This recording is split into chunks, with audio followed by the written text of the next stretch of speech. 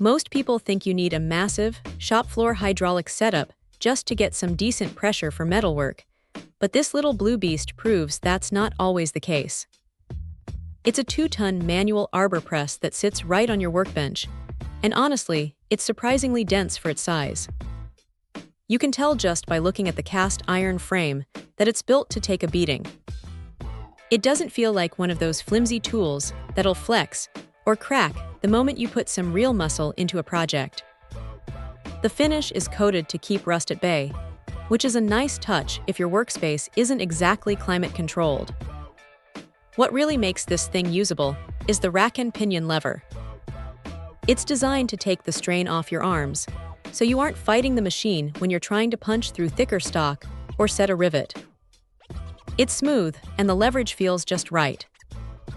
You get about 8.5 inches of stroke, which is plenty for most small-batch production or hobbyist projects. The 4-station anvil is another smart addition.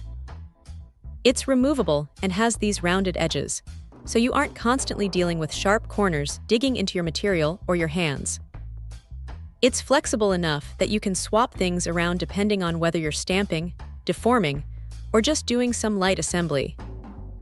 Now, it does come with 3 dies, 2 flat ones and a pointed one, which is a solid start for getting things moving right out of the box.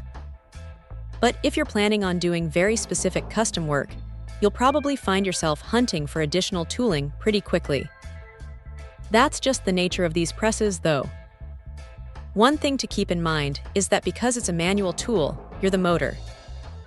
If you're doing repetitive work all day, you'll definitely feel it in your shoulder by the afternoon. It's not a flaw, just a reality of manual gear. Also, while the base has mounting holes, you really do need to bolt this down to a heavy table. If you try to use it loose, it's going to slide around the second you apply any real force. It's a straightforward, no-nonsense piece of equipment. It doesn't have fancy electronics or digital readouts, but that's exactly why it works.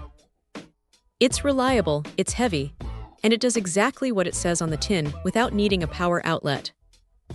If you're tired of hammering things and want a bit more precision in your shop, this is a pretty solid way to upgrade your setup without breaking the bank or taking up half your garage.